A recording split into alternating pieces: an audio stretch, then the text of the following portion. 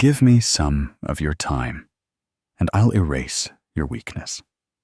Not because I'll give you motivation, not because I'll fill your ears with empty inspiration, but because you'll see what you've been calling weakness for what it really is: an illusion, a narrative, a system of lies you've told yourself so often. You've mistaken them for your personality. And if you're willing to listen closely, if you're willing to sit through the discomfort and let Nietzsche speak to the parts of you that you've kept hidden, then something in you will shatter. And what replaces it will not be a better version of you. It will be the version that was always there, buried beneath the weakness, waiting for the moment you stopped protecting it. Let's be clear. Nietzsche didn't believe in comforting the weak. He didn't write for the fragile, or the sensitive, or the endlessly anxious. He wrote for the ones who were ready to confront the violence of life with eyes wide open. The ones who were tired of lying to themselves. The ones who realized that nothing is coming to save them. And finally decided to stop waiting. And if you've reached that point, if you've had enough of the fear, the passivity, the apologies, the emotional inflation that has softened you into invisibility, then this is your beginning, not your transformation, your return. Because strength was never outside you. It was simply buried under layers of self-doubt, societal training, and the addiction to comfort. So let's begin with a question. What does it mean to be weak? Most people think weakness is crying too much, or being physically small, or lacking discipline. But Nietzsche would tell you otherwise. Weakness isn't emotional expression. Weakness is emotional submission. Weakness is needing permission. Weakness is outsourcing your validation to people who don't even understand themselves. Weakness is choosing peace over truth. Weakness is lying about what you want just to avoid judgment. Weakness is calling your laziness self-care, and your fear humility, and your insecurity empathy. Weakness is not the absence of strength. It is the presence of self-betrayal. And here's the brutal truth. The modern world is built to make you weak. Your education trained you to obey. Your culture trained you to conform. Your media feeds you helplessness disguised as awareness. And even the people who say they love you, many of them benefit from your softness, your silence, your hesitation. So they encourage it. They praise your selflessness. They reward your passivity. They applaud your restraint. Not because it's good for you, but because it keeps you small, predictable, dependent, and worst of all, forgettable. Nietzsche saw this. He saw the way society molds you into a domesticated version of yourself. And he said, the individual has always had to struggle to keep from being overwhelmed by the tribe. He didn't mean struggle physically. He meant struggle psychologically. The struggle to stay true to your instincts when the world demands you neuter them. The struggle to remain dangerous, not violent, not chaotic, but dangerous. In a world that wants you polite, polished, and obedient. And so, the first step in erasing your weakness is to understand that you've been trained to mistake weakness for goodness. To believe that saying no is rude, that asserting your boundaries is selfish, that choosing yourself is narcissism.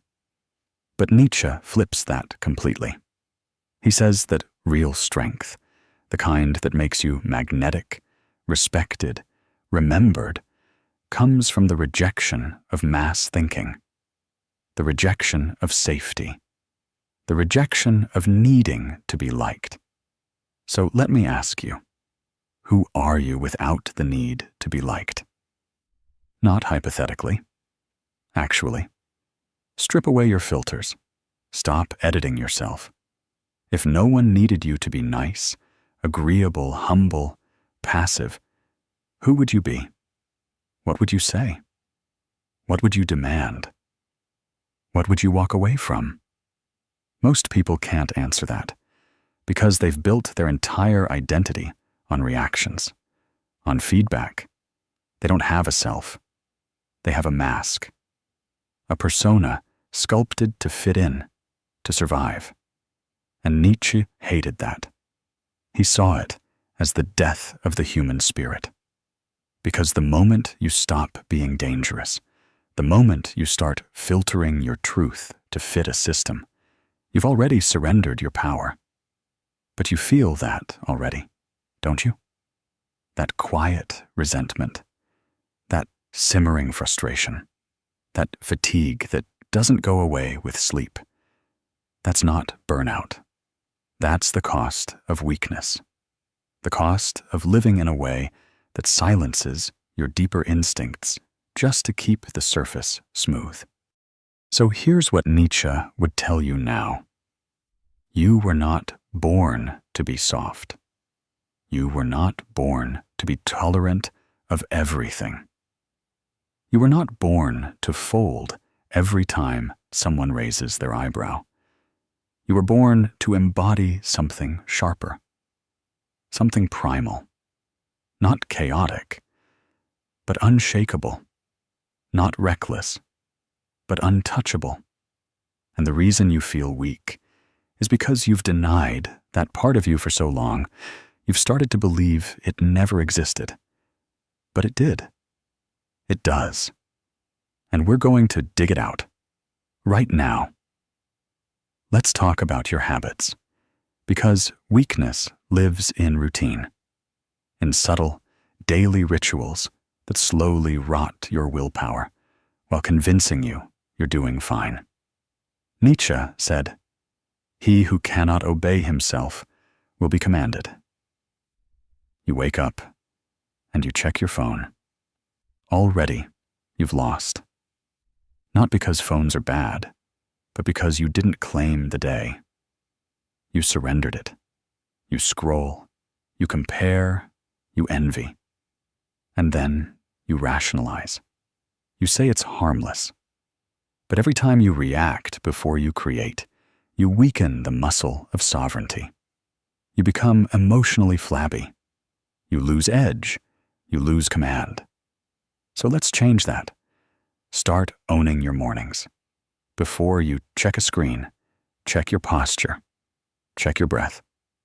Remind yourself that you are not a consumer first. You are a creator, a builder, a strategist. And your energy is not available to algorithms the second you open your eyes. Next, speech. Weakness shows up in your words, in how you water yourself down to make people comfortable, in how you speak softly so they won't feel threatened, in how you say, "I don't know," when you do, and how you apologize for things that don't require an apology. You're leaking power, and they can feel it. That's why they don't listen to you. That's why they talk over you. That's why they underestimate you. Nietzsche didn't whisper. He wrote with fire, and he expected you to do the same. Not to be loud, but to be clear. Clarity is force. Clarity makes people pause. It makes them lean in. And if your presence doesn't do that yet, then you have work to do. Not because you're broken, but because you've been hiding. Stop hiding.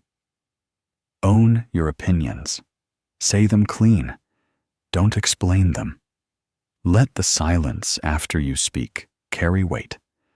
Most people are afraid of silence. You won't be, because silence means tension. And tension is how respect is earned. Now let's talk about emotion. You think strength means feeling nothing. That's wrong. That's dysfunction. Nietzsche didn't teach emotional numbness. He taught emotional command. That means you can feel everything and still choose your action. You don't react. You respond. When someone disrespects you, you don't explode. You don't chase. You don't defend. You just stare. You wait. And when you move, it's calculated. It's exact. It's surgical. That is strength. Weakness is emotion without awareness. Strength is emotion under control. So stop saying, "I'm just an emotional person." That's a lie. You're just undisciplined. And discipline isn't cold. It's clean. It's precise. It's the difference between crying in a breakdown and crying with purpose. The first makes you a victim. The second makes you human. And speaking of victims, Nietzsche hated them.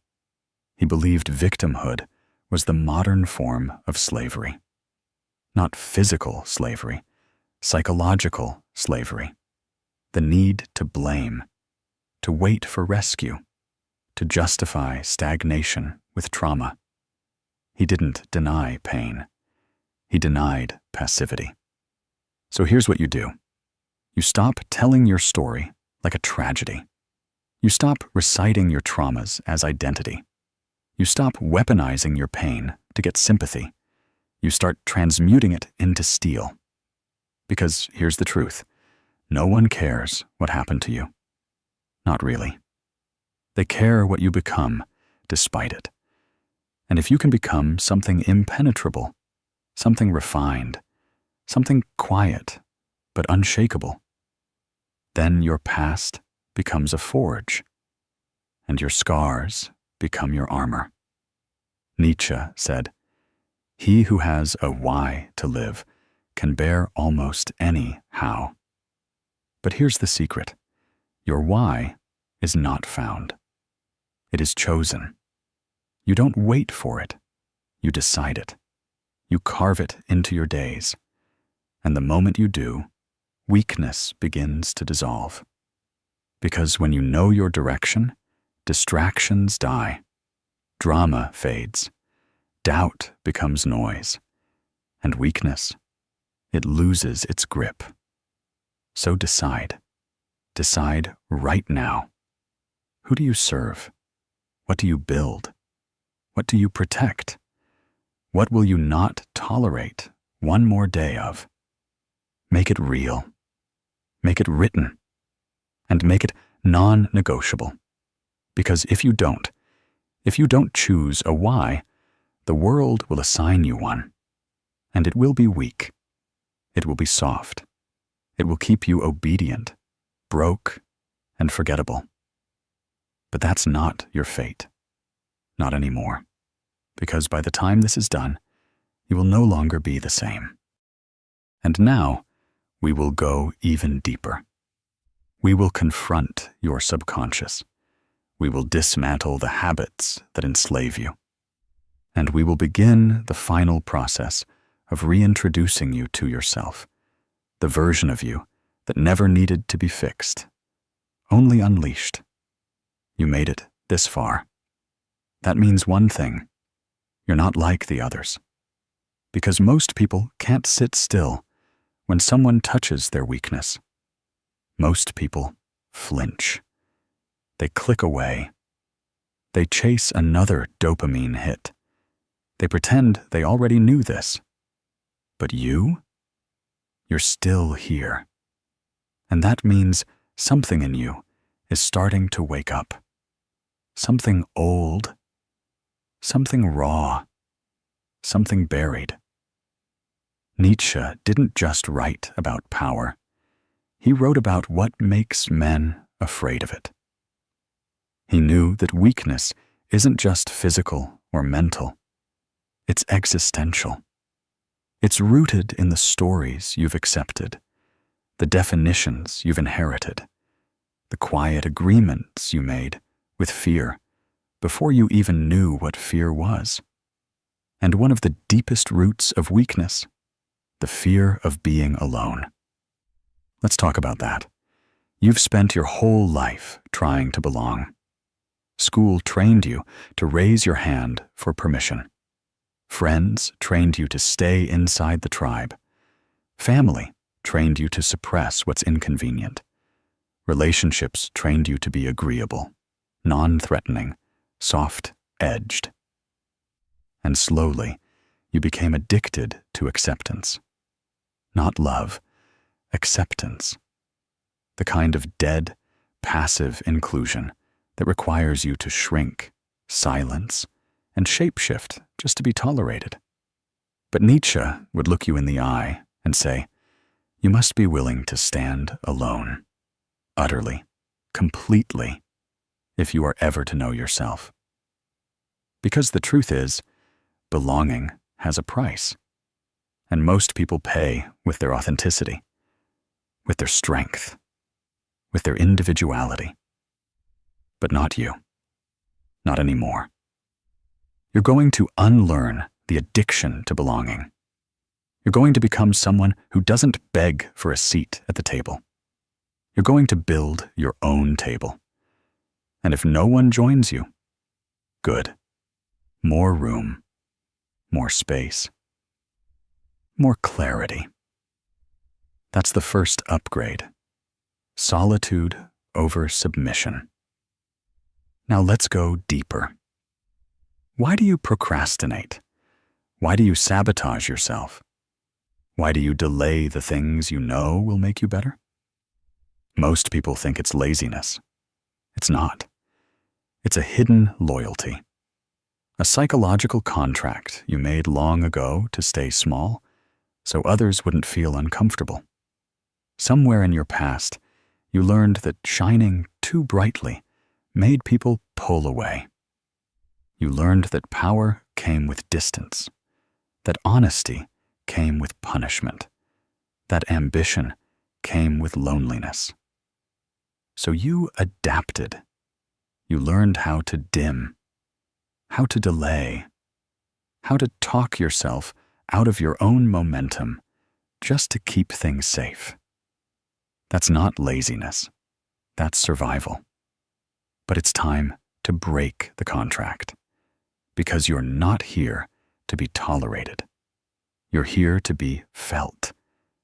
And that requires intensity.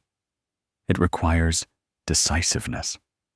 It requires the kind of clarity that makes average people uncomfortable. Nietzsche said, "The snake which cannot cast its skin must die." That's what weakness really is. The refusal to evolve because you fear who you might lose if you do. But now you're going to shed the skin. Not gently, not slowly. You're going to rip it off. The people pleaser, the second guesser, the overthinker, the emotional translator. Gone. Let's get tactical. Start with your language. Every time you say, "I don't know," when you do, you reinforce uncertainty. Every time you say maybe when you mean no, you fracture your own integrity. Every time you say sorry for existing, for interrupting, for needing anything, you cut away at your own spine. Speak clearly. Don't soften. Don't qualify. Don't filter. People will say you're rude. Let them. That's just a reflex from those who got used to you making yourself small. And you're done with that. Next, your body. Weakness hides in posture, in how you sit, in how you move, in how you breathe. Most people live like prey, shoulders slumped, eyes down, breaths shallow. You can tell someone's story by their frame. But now you change yours. Stand like someone who knows they're watched. Walk like someone who expects to be followed. Sit like someone who isn't asking for permission. Every room you walk into, you dominate. Not by force, but by presence. Presence comes from certainty, and certainty comes from alignment. So ask yourself, what do I believe in so deeply that I would walk away from anything that doesn't honor it? Write it down, carry it, live by it. Let it bleed into everything you do. Now let's kill something else. Victimhood. Nietzsche despised the modern tendency to glorify suffering. He saw it as a trap. When you make your pain your personality, you become addicted to weakness. You become loyal to your struggle. You find identity in it. But here's the truth. No one cares what you survived. They care what you became because of it. And if all you became was bitter, anxious, fragile, then you let your story win. So rewrite it. Don't say, I'm a trauma survivor. Say, I'm a builder of fire. Don't say, I was abused. Say, I became untouchable. Don't say, I have anxiety. Say, I own stillness. Words are spells. Speak power or stay silent. Now let's close. Because you already knew everything I said. Somewhere inside you, the real you, the grounded, clear, calm, dominant version, was listening to every word and nodding. Remembering what strength feels like, what clarity feels like, what it feels like to move without apology, to protect your energy like a king guards his land, to walk away from conversations that shrink you, to say no with your chest, to say yes only to the things that sharpen you, to sit in silence and feel no need to fill it. That's not motivation. That's home. You're back. But here's the catch. You can't unknow this. You can't go back to being the version of you who made excuses, who delayed, who broke promises to himself. Because now, you know better. And when you know better, you either evolve or you lie. So choose. Become the man Nietzsche would respect. Not the loudest, not the richest, not the most praised, the most real, the one who looks in the mirror and sees no hesitation, only presence. This is your standard now. Guard it like your life depends on it, because it does.